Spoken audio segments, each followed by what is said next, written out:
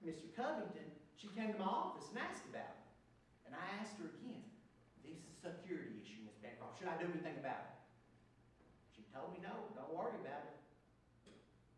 What else did you see on this April 16th meeting? Well, they came in. They were both carrying black briefcases. Miss Bancroft came in first. They sat down at the table and put it down. And Mr. Covington came in with his black briefcase and then sat down at the table and put it down. They looked awful similar. Did you hear anything else about this meeting? Well, the very next day, on April 17th, the police came into my office and asked for the security footage and gave me a warrant and everything. And I gave it to them, no question or anything. But I told them, like I told Miss Bancroft, you ain't going to be able to see anything going on at that middle table. There's a blind spot right there. Thank you, Your Honor. I have no further questions. Thank you. Cross-examination. Yes, Your Honor.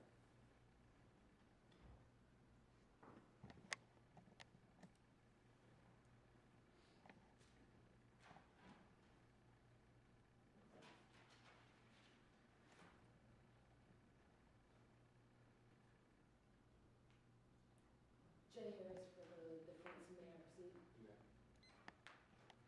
Good morning, Mr. White. Morning. You said that you worked at the Black Bear Casino, Yeah, I still work there. and you're the head of security. Yes, ma'am, I am. I've been the head of security for a while now. My pops will be real proud of me. Okay, so on direct examination, you talked a lot about the VIP room, isn't that right? Yeah, ma'am, that's where all the high-level guests and all our high rollers go to play. You would recognize the diagram of that VIP room if I showed it to you today. Absolutely, yeah, I keep them in my office. Let the record reflect on approaching opposing counsel with defense A. May I approach the witness? You may. There you go.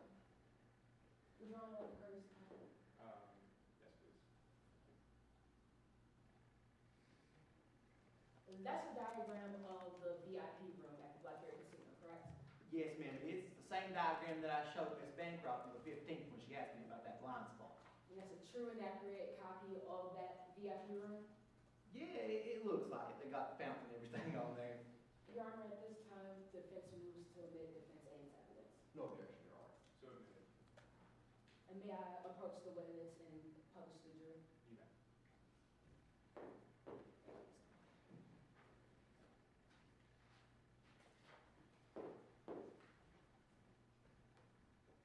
Mr. White, as you showed on direct examination, you were actually working at the Black Bear Casino on April 16th, right? Yeah, on all weekdays and most of the weekends when my wife ain't nagging at me, I work at the Black Bear. You were watching the camera feeds, yes? Yeah, I was in my office that I like to call a crow's nest because I can see everything going on in the Black Bear. Mr. Hoy, you actually saw Avery Bancroft walk into that VIP room, yes? On April 16th? Yes. Yeah, I saw him walk into the VIP room. She was carrying a black briefcase. You saw Chase Covington walk into that VIP room as well, yes?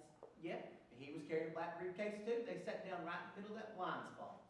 Yes, so when they sat down in the middle of that blind spot, you have no knowledge of what they did at that blackjack table, isn't that right? Well, I could see that they were playing cards on top, and I could see him sitting at it, but I couldn't see what was going on under it. That's what she asked me. Exactly, so you never even saw what was in the briefcase, correct? No, ma'am, I didn't search the briefcases then. They were just in the VIP room. You never saw Mr. Covington give a briefcase to Avery Bancroft? Oh, I wasn't too much focused on that video footage, so no. You never saw Avery Bancroft give a briefcase to Chase Covington? No, ma'am, I couldn't see what was going on underneath the table. I could just see the top of it. So you never saw Chase Covington take Avery Bancroft's briefcase? No, ma'am, I couldn't see anyone pick anything up, but I know when Mr. Covington left, he picked up the briefcase and walked out with it. I couldn't tell you which was which because they looked so similar. Exactly. Your Honor, at this time, I have no further questions. Correct, Your Honor. Okay.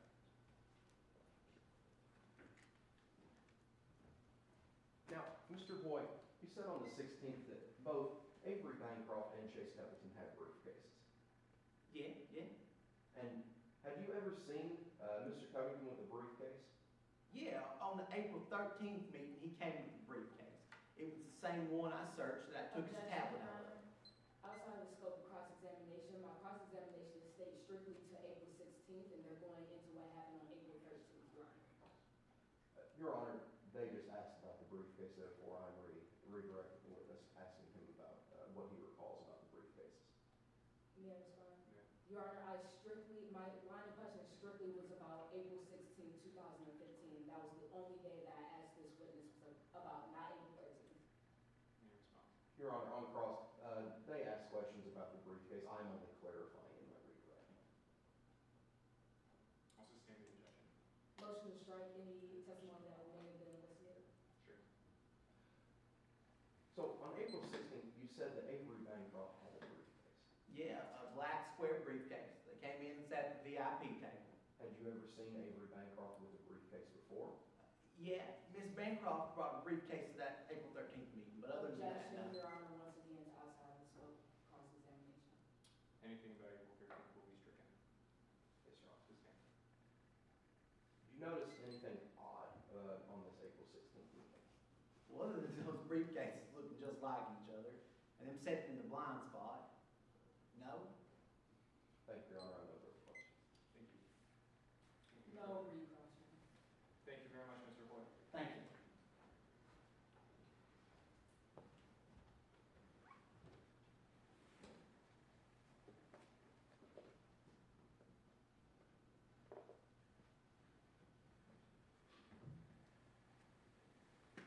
Your Honor, at this time, the state calls Dr. Patricia Sikorsky to the stand.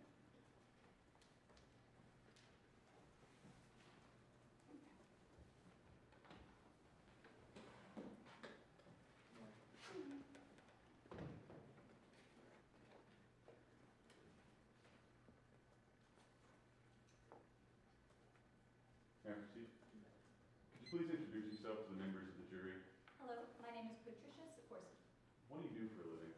I'm the director of the Criminalist Labs for the Midlands Department of Criminal Investigation and have been for the past 5 years. What does the criminal lab do? We are in charge of processing and analyzing all the forensic evidence that's collected in any investigation throughout the entire state of the Midlands. As the director of this criminal lab, what are your responsibilities? My main responsibilities are overlooking the other criminalists and ensuring that our standards and protocols are where they're supposed to be at. However, prior to becoming director, I was also a criminalist for 10 years, so I will take on that role again in high-profile cases.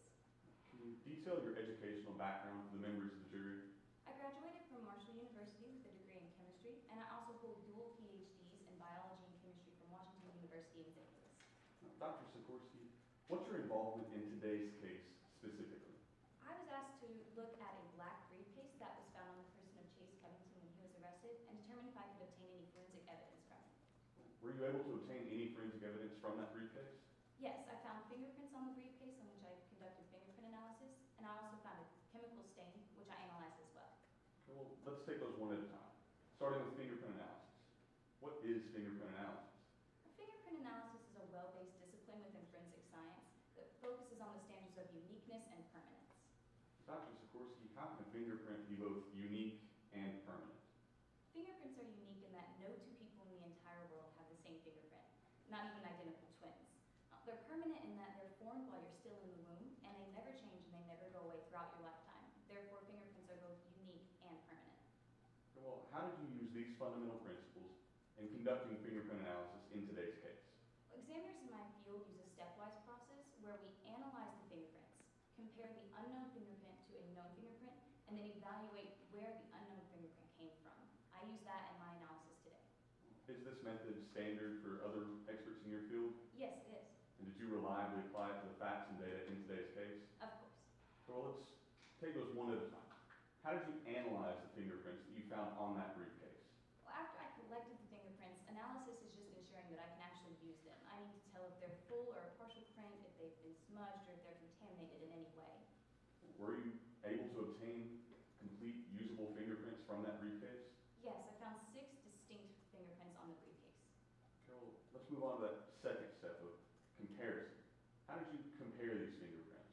I personally collected the fingerprints of Miss Avery Bancroft and Mr. Chase Covington at the police station, and then I looked at the points of reference on those 20 known fingerprints and compared those to the points of reference on these 6 unknown fingerprints. How did you perform that final step of evaluating these fingerprints? The evaluation step is really simple. I'm basically just matching the points of reference on the known and unknown and determining who the fingerprint belongs to.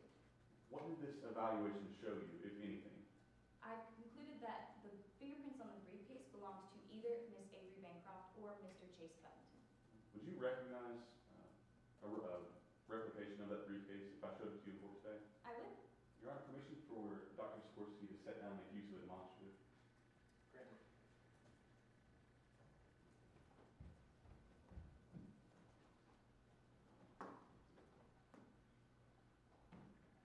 Now, you said you found 6 fingerprints on the briefcase. Now, for the members of the jury, can you identify where you found these fingerprints and who they belong to? Yes. We'll use these blue stickers here for the fingerprints belonging to Avery Bancroft. Now, I found 2 fingerprints on the edges, here and here, belonging to Miss Bancroft's right and left index fingers. I also found 1 thumbprint for Miss Avery Bancroft on the right unlocking latch here, and a fingerprint for Miss Avery Bancroft's right index finger here on the handle. Now we'll use this orange sticks to find for Mr. Covington. I only found 2 fingerprints for Mr. Covington, belonging to the right middle and right ring finger, right here and here on the handle as well. Thank you, Dr. Sikorsky. Now, I'd like to move on to that second piece of evidence that you said you found, the chemical stain. Can you show us where you found that chemical stain? Yes, the chemical stain was found inside the briefcase.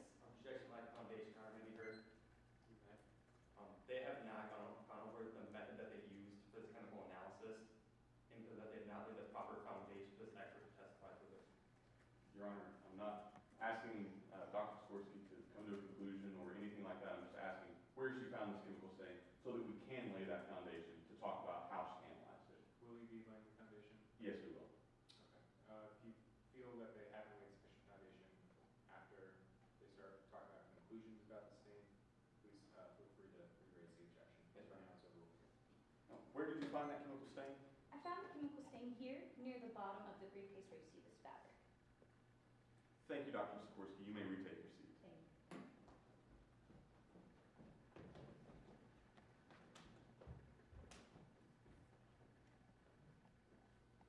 Now, Dr. Sikorsky, how did you analyze the chemical stain that you found inside the briefcase?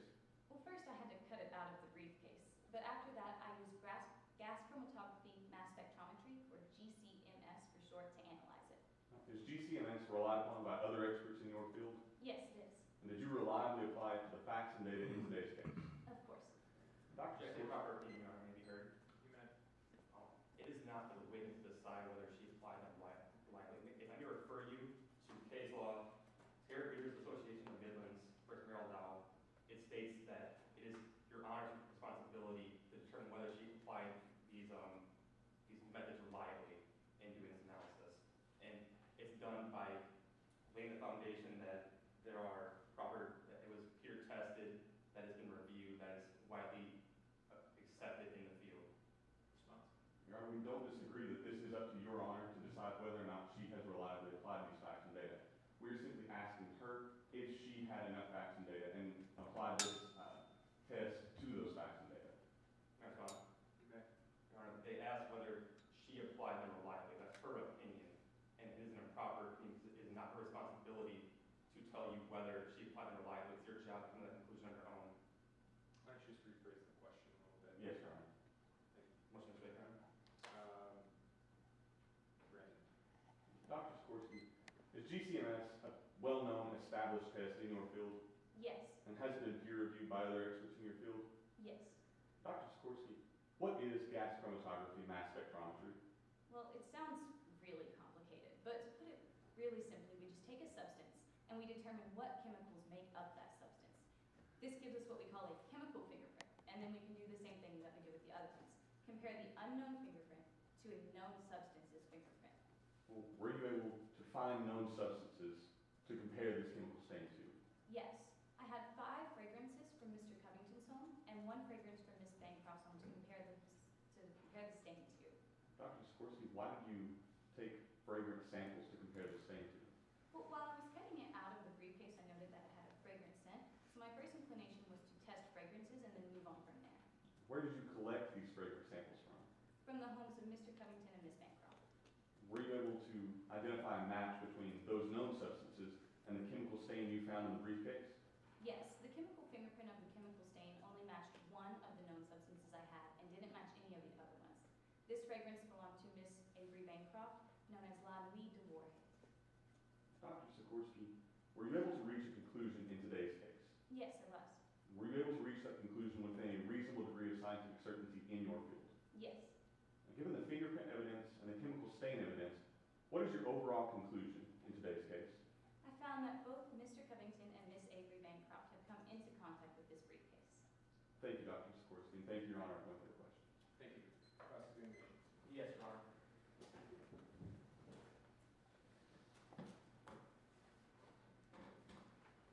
So I'm call back to the defense now, correct? Good morning, Mr. Gorski. Good morning. You received a briefcase that belonged to Mr. Chase Covington, didn't you? Yes, that's correct. You did some tests on this briefcase. Yes. I'd like to begin with the first one, the fingerprint analysis test. Use the AC analysis to conduct this test. Yes, that's correct. And from this test, you found 4 fingerprints. I found 4 fingerprints belonging to Miss Avery Bancroft and 2 belonging to Mr. Chase Covington.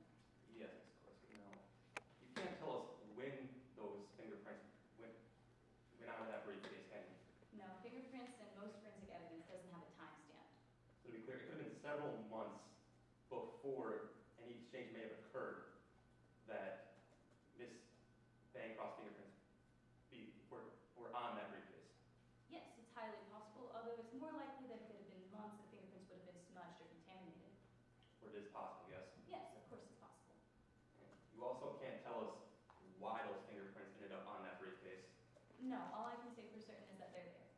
To be clear, Miss Bancroft may have accidentally picked up this briefcase, which is why her fingerprints would be on it. Miss Bancroft's fingerprints were on the edges and on the latch, so we can say for certain that she opened the briefcase as well as the fact that her fragrance was inside the briefcase. To be clear, Mr. Covington could have accidentally picked the briefcase as well. Oh yes, that's certainly possible. You also did a hair analysis test on this briefcase, I did. and you did so using a light microscopy test. Yes, I also used DNA analysis. And you found 5 hairs belonging to Chase Covington on this briefcase. No, the hairs belong to Miss Avery Bancroft. I apologize, Miss Bancroft, yes. Yes, that's correct.